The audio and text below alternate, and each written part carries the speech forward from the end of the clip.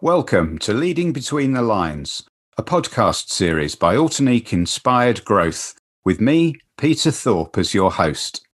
This series is designed to look at how leaders of all shapes, sizes and backgrounds are developing their personal leadership skills and the way they lead their teams to function more effectively in this new world.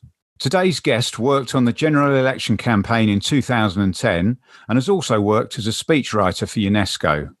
In 2011, he set up HireSpace, an events company with a difference.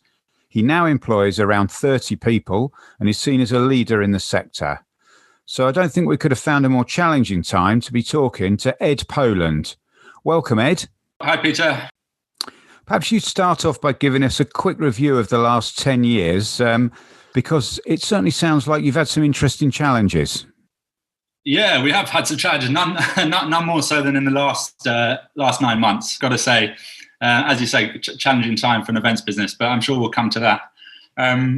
Last 10 years. So I can't believe HireSpace now been doing it for basically 9 years now, which feels pretty unbelievable. I can tell you. Just prior to HireSpace, as you said, I was working in politics. So I was working on the general election campaign in 2010. I was working for a London MP in Hammersmith, and one of the big things that he was involved with, and that I was helping him with, was helping community organisations and community spaces to stay viable in what was then the recession, essentially. So across the borough, so this is Hammersmith in West London. We were seeing that lots of community spaces and libraries and even church halls, they were struggling to demonstrate any kind of financial viability, really. And many of them were closing down, and they served a brilliant social purpose and community purpose. So this is one of the big things that he was involved with. I was kind of helping him with that. And I was sitting with my old mate, Will, who went on to be a co-founder of HireSpace. And he, at the time, had been working on the Teach First program. Some of your listeners might know. And he was working in one of these great new build academies in London, Paddington Academy. We were sitting there in the pub and just talking about this kind of shared issue that we had with our jobs, which was kind of sort of access to publicly available space and working with brilliant organizations in schools and community organizations that had this great space, no real way to monetize it. It's all kind of sitting there empty. They're all struggling financially. And we thought maybe we can build something that will open up this space inventory that everyone will find useful. No one kind of knows how to access at the moment. And that will give a crucial new revenue stream to these organizations in the recession, and it will help people find this unusual, brilliant, affordable space to do all sorts of things in community activities and business and sports and events, and that's where the idea of HireSpace came from. All came from our previous jobs in politics and teaching, respectively. So, did your man win his seat in 2016? Yeah, but he did. He was the underdog. It was a great day. We didn't think we were going to win, to be honest, because the other party had a lot more resources, and it was a very close run thing. But yeah, he won it. I'll never forget that night. We were doing the count in Hammersmith Town Hall. The tension on a night like that is you've been working up to this for the proper campaign is a couple of months, but really been working up to it for months and months. So much tension, you're working towards this date, and it's exciting and it's terrifying, and it was an experience I'll never forget. And who is he? He's the Labour MP for Hammersmith. He's a guy called Andy Slaughter. And is he still in his seat? Yeah, he's still in the seat. Sounds like that was a real experience working along that campaign. It's amazing working on a campaign. I really recommend anyone to kind of get involved with it. Even there's always tons of volunteers working on a general election campaign. It's really eye-opening and fun thing to do. I'll never forget that time. So from there, you went on and wrote some speeches for UNESCO. That was before, actually. So I did an MA. It was in diplomacy, and it was in international relations and diplomacy. I wanted to be a diplomat. And after that, I went and I had a stint working for UNESCO in Paris, which is the United Nations kind of cultural organization. And yeah, I was writing speeches essentially about all manner of things. And I guess, I learned a lot about, learned a lot that I still carry with me to this day at Higherspace about crafting a message and communicating and, working out the best way to try and make an audience kind of understand who you are and what you're about and what you're trying to do. So that was a great experience. Good fun to be in Paris too. So the use of space at Paddington Academy then, when that was built, was the germ really that spawned Higherspace with you and Will. Yeah. And how did you take that on and actually get a show on the road? We basically made a decision pretty quickly that if we knew we would need to raise a little bit of money to be able to set the whole thing up.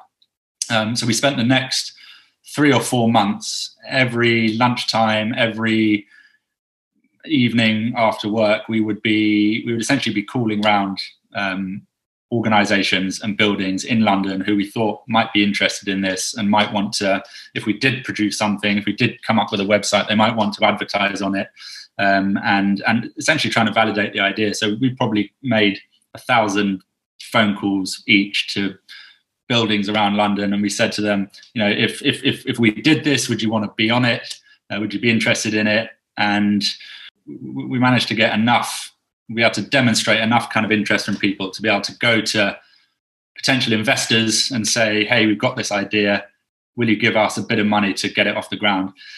And then we probably had, we drew up a list of everyone we knew who might have any money. We asked them, they all said no, I think pretty much. Most of them said, oh, maybe I know someone that might be interested. In the end, we must have gone for 50 breakfasts over a kind of 3-month period trying to convince people that this was a good idea. And finally, we managed it, and we raised £150,000 initially in 2011, and that was enough to get it off the ground. It was shortly before the London Olympics as well, and we had a very simple 1-page website set up, kind of explaining what we were doing, and amazingly the Russian pole vaulting team for the Olympics somehow found our website and got in touch, and they were looking for somewhere in the run-up to the Olympics to practice pole vaulting, and there was almost nowhere they could find, amazingly, that had the right enough space essentially to do it. So they said to us, you're talking to all these people with unusual space, maybe you can find somewhere for us. And actually, I don't think we ever did manage to find them somewhere that was tall enough for them to practice in. But what it did was allow us to say to potential investors, hey, look, even the Russian pole vaulting team needs this service. There must be something to it. And with that, and with the interest from the venues, we managed to cobble together a story that investors are interested in. And we launched the website, and straight away it took off so quickly. You had 7 years then probably building the business up till about this time last year or the end of 2019 before we went into the nightmare we're living through at the moment. What state was the company in this time last year, Ed? What was your turnover? How big were you? Give us just some perspective on that. Yeah, I mean, so we were doing really well coming into coronavirus. The business has evolved a lot since we launched it. It still retains the sense of supporting community focused buildings, but actually the company evolved significantly to the point where now we work with 6,000. We do work with 6,000 venues across the UK, and that's everything from the schools and the community spaces all the way up to big hotel groups and national exhibition centres and boats and basements and rooftops and archways and anything you can kind of think of. And also it evolved into a global business. It was in a good place, growing quickly, big kind of technology focus. We've always kind of been at heart a technology company, building technology products for our users. And it was in a really good place. And COVID was a bit of a shock. So March time this year and it all went bang. And of course, the events industry, as we all know, has been one of the hardest hit. What were your first thoughts when you just couldn't operate anymore? Well, it all happened very, all happened very quickly. I mean, I think there was a period of denial. I think that everyone in the events sector kind of felt for a little while. As we kind of saw it unfolding, but thought, it's not really going to happen that badly here, or it's not going to go on for that long. This is kind of February, March of this year. Suddenly it kind of dawned how serious the whole thing was. The national lockdown started. We saw our inbound business. We went from getting 200 or 300 new pieces of new inquiries, new pieces of new business every day, down to 2 or 3 in the space of, it all changed in a week. Suddenly everything that we built our business on all just completely disappeared. So it was a shock. It's about as close to Armageddon as you can get for an events business. And we realized then that we would need to adapt and innovate pretty quickly if we were going to get through it. You're clearly an innovative team based on the way that you looked at Paddington Academy and the potential and you built your business up. So if ever those qualities came to the party, I'm guessing it was March, April this year? Yeah, it was March, April this year is about right. I think we realized from the outset that events serve a very or numerous very important purposes for people and for individuals and certainly for businesses. And just because live events were going to be on pause for a while, those those purposes that those events serve, they weren't going to go away and never are going to go away for businesses. And that there will always be a need to get people together, to get people communicating, and we realised that quite kind of early on, and we realised we needed to shift and to work out how we could enable our clients to do that in an effective way when the traditional means of achieving this were off the menu. When the pandemic kicked off, you created a framework, didn't you, to help the events sector navigate safer events, the Safer Venues accreditation. What was that about? Yeah, so that was very early on. There was so much kind of there was a collective kind of state of paralysis, really. I think not just in this sector, but in many sectors. But people just didn't really know what to do, what to make of the information they were getting, and how to kind of think about planning the next steps for themselves and their businesses, essentially. So particularly our clients were coming to us and they were saying, hey, how do we think about the next? At that point it was 1 to 2 months, let alone 6 to 9 months. How do we think about our events programs? The venues were coming to us and saying, what do we, how should we plan our resourcing? How should we market ourselves? Like what are we supposed to do? And the information that we were getting from the government at that point about coronavirus and about the regulations about what we couldn't and couldn't do was certainly not specific to meetings and events. There was no kind of clear guidance for anyone in our sector. So we studied every available piece of public health guidance, every piece of government guidance and legislation. We looked at what other countries had been doing that had been going through the lockdown before us. We looked at what big venue and hotel groups were doing across the world. We looked at what the WHO was saying, and we turned it into a framework, set of guidelines that would essentially allow events to happen again. And it became an official, independently assessed accreditation scheme for venues and events organisers. So that was one of the first things that we did when it all started happening.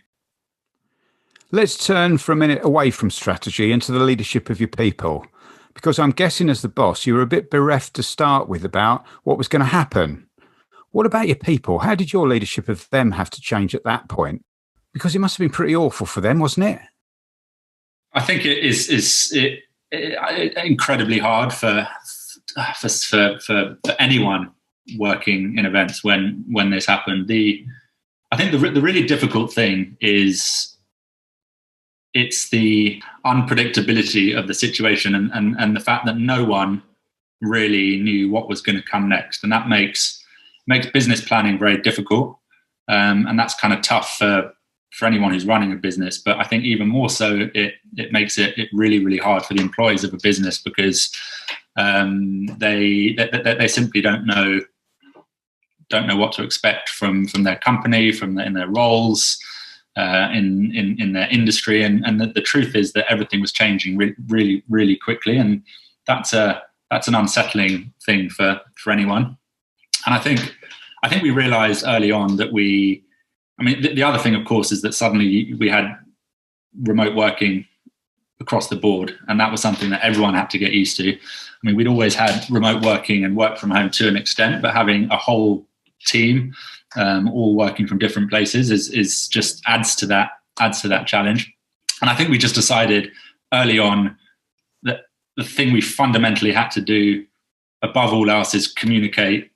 Even if we weren't 100% sure about something, we needed to be there. We needed to be explaining our thinking. We needed to be talking about how we saw things going, and we needed to give as much clarity as we possibly could about what was going on, even though we were kind of desperately trying to work it out ourselves.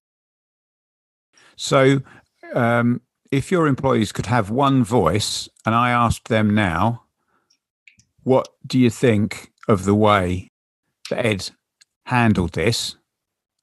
What do you genuinely think they'd say? I think they would say that we handled it. I think we handled it pretty well at the beginning. I think as remote working and work from home has gone on, I think I probably underestimated to a degree how much of a challenge it is when you go 9 months where people are rarely seeing each other, and how much you need to think about every single individual in an organization and make sure that you are communicating with them and keeping them engaged. I think we took to it pretty well, but I think it's actually become more of a challenge as time has gone on. People have been 9 months now where they haven't been in that office social environment that they're used to. And Higher Space, we have a pretty young team. We have a very social team, and that's been, keeping that going has been a challenge. So I think they'd be kind to us, but I think I would say that perhaps we could have done more, and we could still do more to keep everyone absolutely at the top of their game when they're not bouncing off each other in the usual way. So we're at a time now where we've had some positive news about vaccines emerging, and the Christmas arrangements, for good or bad, have just been announced. And it's going to be really important that your team are on it going forward. So what do you see as extra things, based on what you've learnt, that you need to do with them to make sure, as a unit, you really come back strong? Firstly, every day is really important. I really recommend kind of bookending the day. So every day we're all together at 9 o'clock. We all set the day up. We go into breakout rooms. We talk to each other.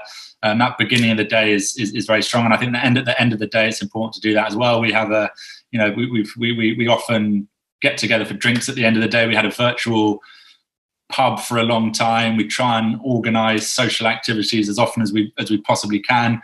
I think number one, that's really important. Think of every single day in isolation and make sure that you're communicating properly. I think as a leadership team, you're checking in with everyone every single day, even if it's just to ask how that day is going, or what are the things that we can support on. So keep those touch points up.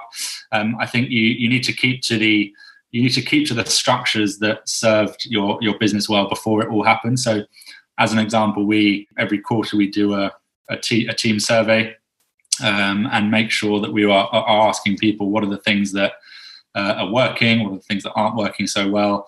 Make sure you keep those regular things that people are used to, make sure you keep them up. I think having that routine and making sure you stick to those really important kind of official touch points with everyone is really key. And then the other thing is try and get people to meet up in person wherever you can. I think those are the main things. I think that the key thing is just to not lose sight of the fact that it is a stressful time for everyone at the moment. Work from home is going to continue well into the new year, probably in a significant way for for a long time. And I think anyone thinking about team culture needs to really think about that and not get complacent about people working from home. Anything that the company can do to understand the individual circumstance of the employee in the situation they're in is worth doing. And what have you found out about yourself, good, bad, or ugly, that you didn't know before? I've realised that I'm really bad at loads of stuff. I think when you have to, I think even as a leader, when things are going kind of well, you get into your comfort zone kind of quite easily, and you do the stuff that you're kind of good at. But when a crisis like this happens, and suddenly you have to innovate and be flexible and do all this new stuff and do it quickly and do it really well, really lays bare your really lays bare your shortcomings. So I've really noticed that, and that's all about having a brilliant team, and we're lucky at Hirespace. We've got an outstanding team that can cover for me. And what about the one thing, if you had to pick it, that's really come to the party for you in terms of your leadership attributes? I think it would be, at Hirespace, Will and I, my co-founder, we've always wanted it to be an environment where people feel empowered to make stuff happen and to be innovative and to have new ideas. And to feel trusted to run with those. We've never been micromanagers. We've always wanted a culture where people take stuff by the scruff of the neck and run with it. And I think what we've seen this year from the Hirespace team is just how great they are at that. Hirespace has done some amazing stuff this 9 months. I think I've been prouder of what we've done as a company since COVID hit than I have of the whole rest of the time we've been doing it. And I think it's just because I hope it's because people have felt that they can pick stuff up and run with it, and I think it's served us really well. And that's a great place for us to finish, Ed, with someone who said that their business was stopped in its tracks 9 months ago, but now, this 9 months later, can say to anyone who's listening that you are prouder now than you ever have been for your company and the people who are involved with it. Ed Poland, thank you very much. Thank you. Thanks, Peter. If you've enjoyed today's episode and are interested in seeing and listening to more of our content, please do follow us on our LinkedIn profile, where you'll find more industry-related material and articles. We'll be back next Thursday with another episode and look forward to you joining us then.